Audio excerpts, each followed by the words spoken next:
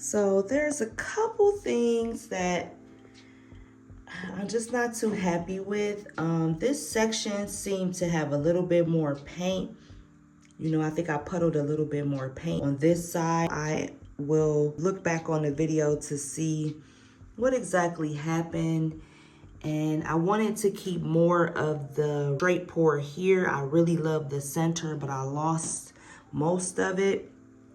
And I ended up with a lot of the custom orche copper color here.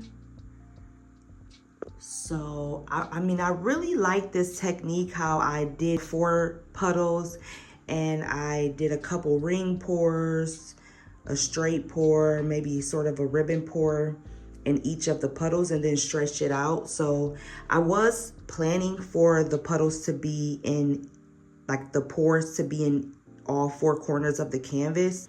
I mean, this is probably my favorite one. And this one was very pretty as well too, until it starts stretching a little bit more. So I'm really happy with the colors. I love the colors. They're all custom colors except for the oxide black. So I really like the colors.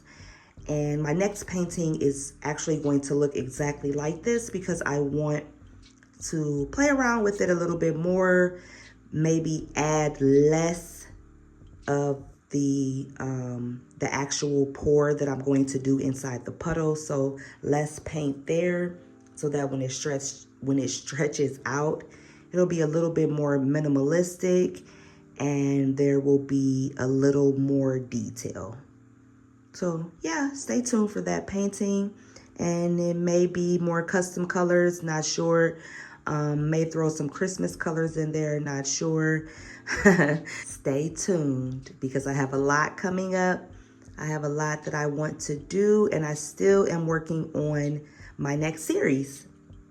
So thank you for watching.